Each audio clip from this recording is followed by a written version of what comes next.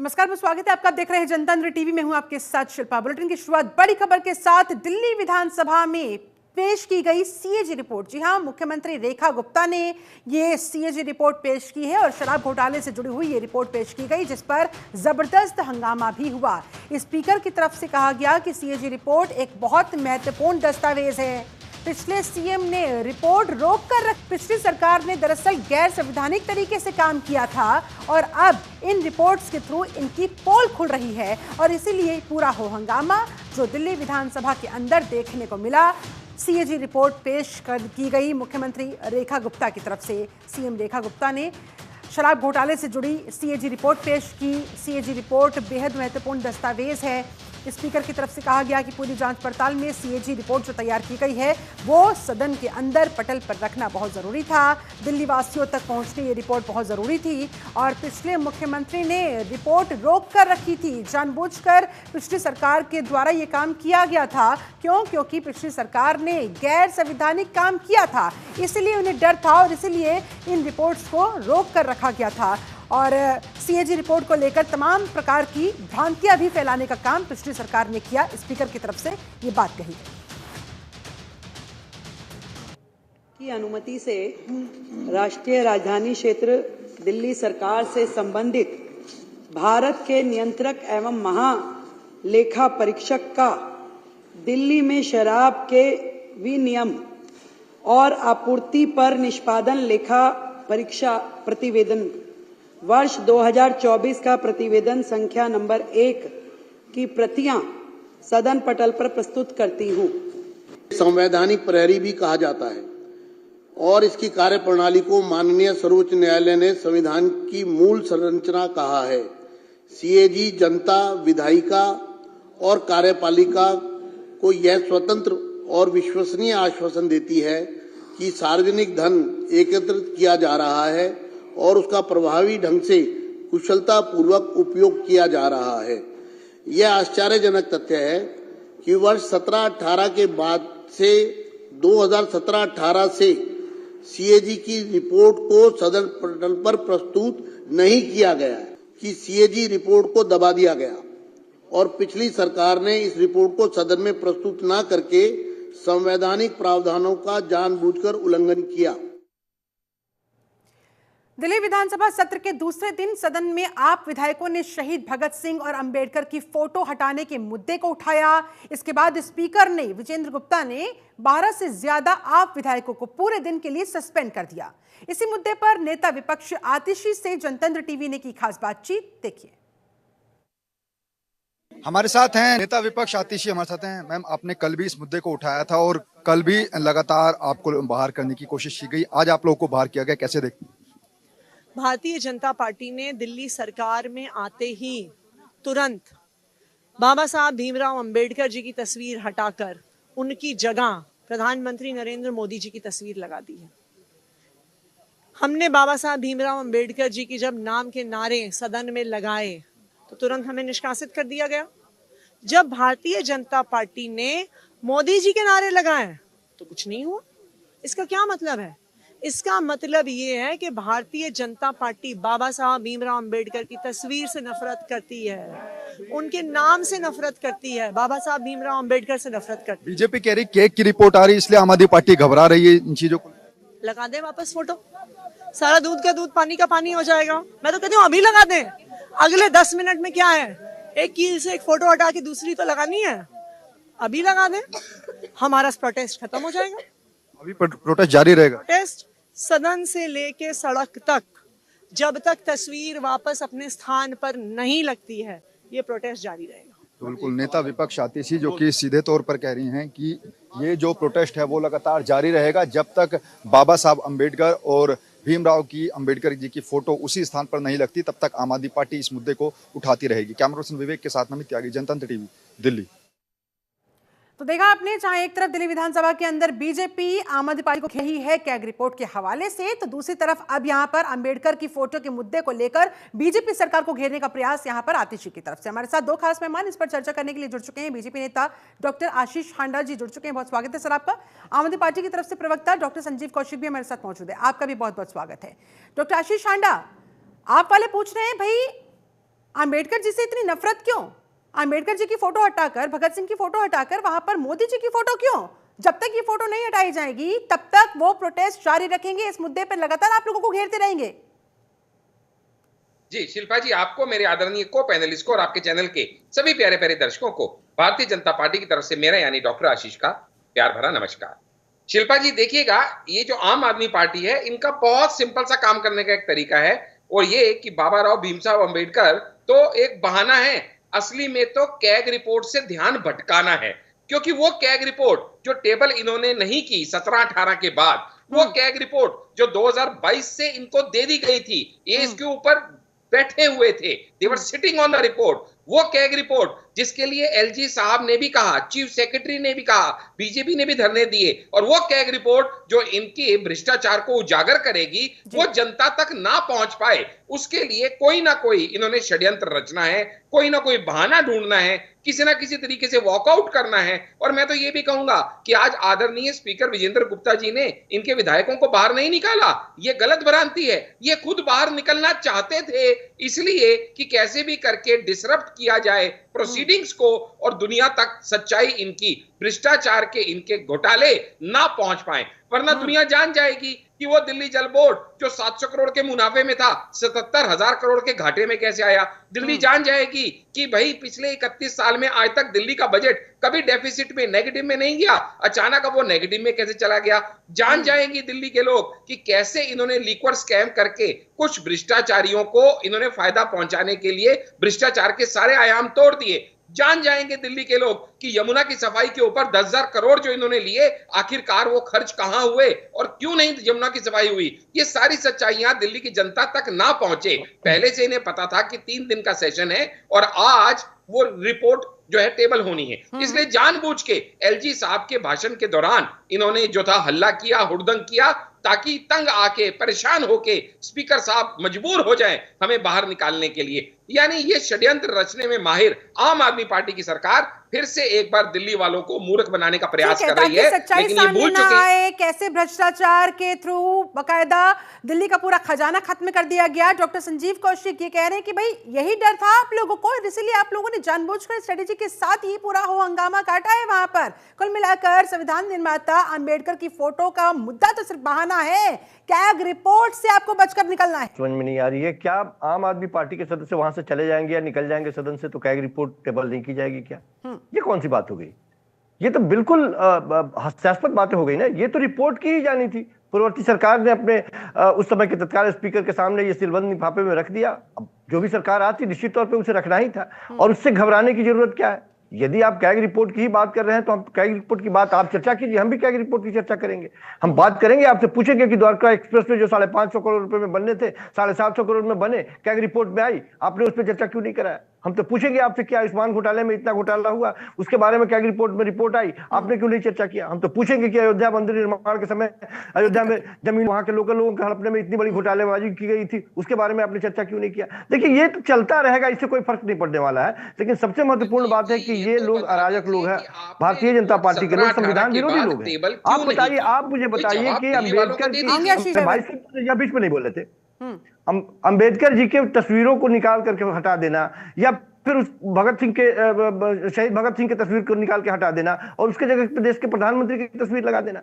अभी तो हमारी पूर्व मुख्यमंत्री ने एक लाइन में कहा कि सारी बात ही खत्म हो जाती है, आप लगा दीजिए तस्वीर, उसके बाद तो आप खत्म हो जाएगा, आरोप भी नहीं लगाएंगे कि हम बाहर भागने का प्रयास कर रहे हैं। और जो विजेंद्र गुप्ता जी हैं, लोगों ने देखा है विजेंद्र गुप्ता जी को, जब आम आदमी पार्टी की सरकार थी तो टेबल पर खड़ा होकर वो भागना करते थे विधानसभा में।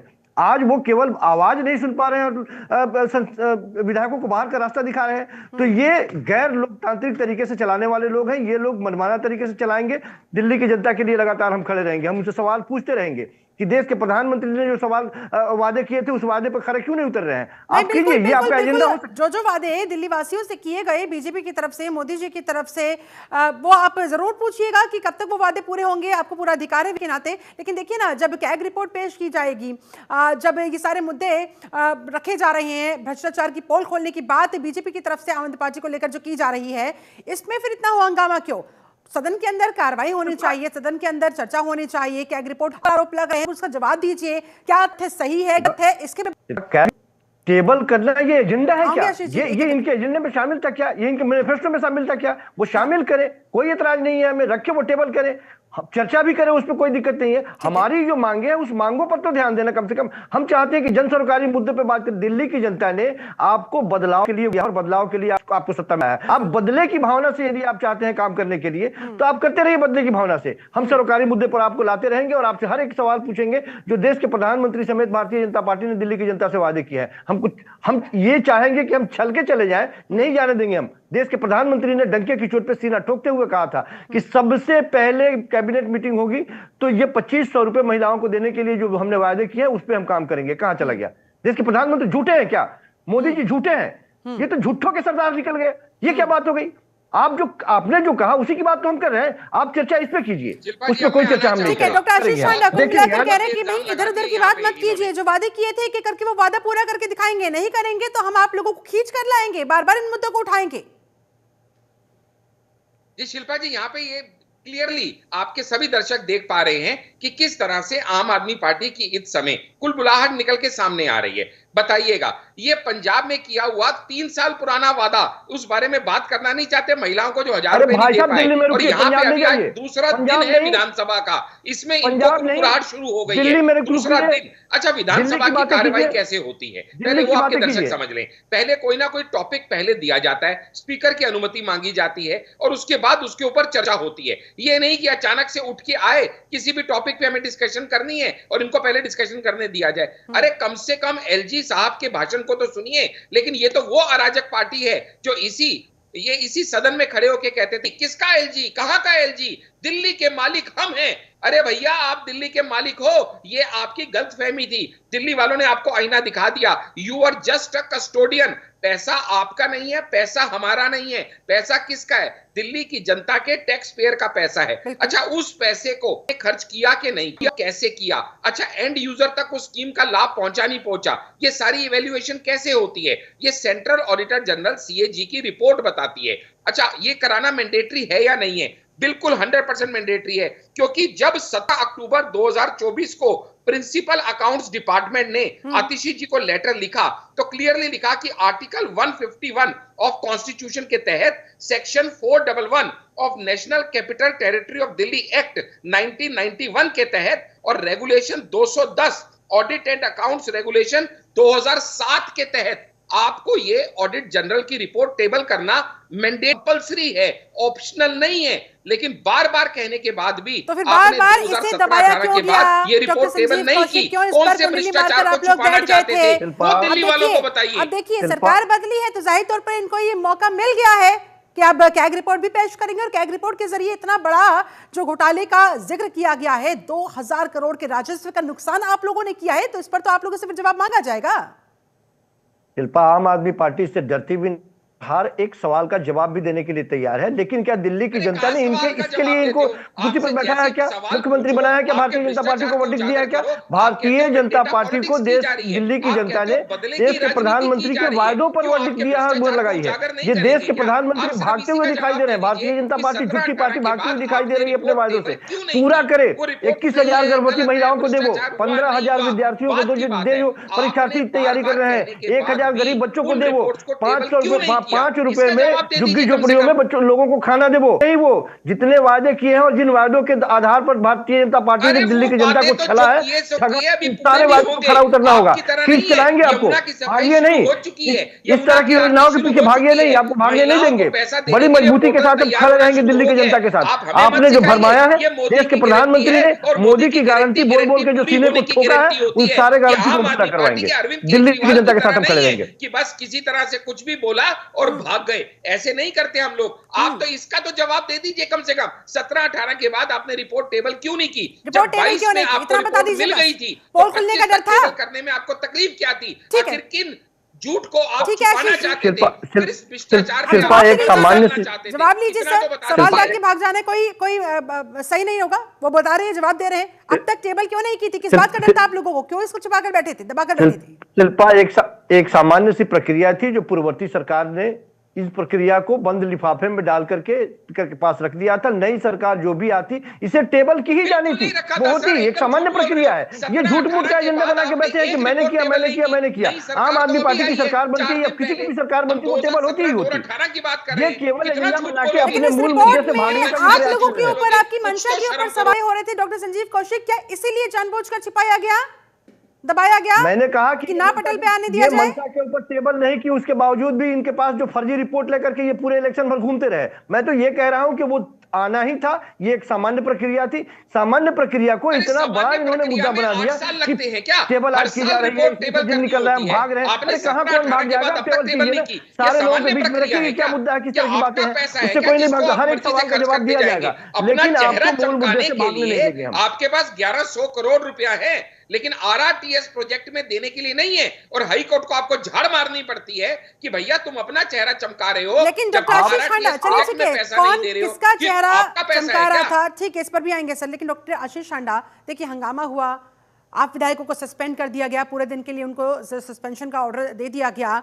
अब आप क्या विपक्ष की आवाज इस तरह से दबाना चाह रहे हैं? क्योंकि जब आप लोगों के पक्ष के लोगों को जब सस्पेंड किया जाता था तो आप भी यही आरोप लगाते थे कि विपक्ष की आवाज दबाई जा रही है। अब अगर ये कह रहे हैं कि चलिए कैग रिपोर्ट में जो भी है उस पर हम एक एक करके जवाब देंगे, लेकिन जो हमारे मुद्दे हैं उनको भी तो सुनिएगा। शिल्पा जी, यहाँ पे दो बातें बहुत जरूरी है समझना। पहली बात तो कोई भी आदमी आके कोई भी मुद्दा उठा ले, असेंबली में ऐसा नहीं होता। चाहे वो लोकसभा है, राज्यसभा है या लेजिस्लेटिव असेंबली है, स्पीकर को पहले मुद्दे बताने होते हैं, टेबल ऑफ टॉपिक्स बनता है और उसके अनुसार समय दिया जाता है उस डिस्कशन के लिए। ऐसे एक्सटेम्पोर आके आप कभी भी कुछ भी कोई मुद्दा उठा लें, ऐसा पॉसिबल नहीं है। ये जीरो आवर नहीं चल रहा, पहली बात। दूसरी बात, यहां पे सबसे मेन मुद्दा यह है कि जो पैसा इनका था नहीं, जिसको इन्होंने इस्तेमाल किया, वो भ्रष्टाचार छुपे, इसके लिए इन्होंने खुद की सस्पेंशन खुद कराई, इनको सस्पेंड किया गया। ये गलत है। ये इन्होंने ऐसे हालात पैदा कर दिए, इस तरह का माहौल क्रिएट कर दिया कि आखिर हम एलजी के वक्तव्य को डिसरप्ट करेंगे और एलजी का मान सम्मान रखने के लिए स्पीकर साहब को हमको सस्पेंड करना पड़ेगा, और फिर हम इस बात का मुद्दा बना देंगे कि देखिएगा हमको तो सस्पेंड कर दिया, विपक्ष की आवाज दबा दी, डेमोक्रेसी का खून कर दिया।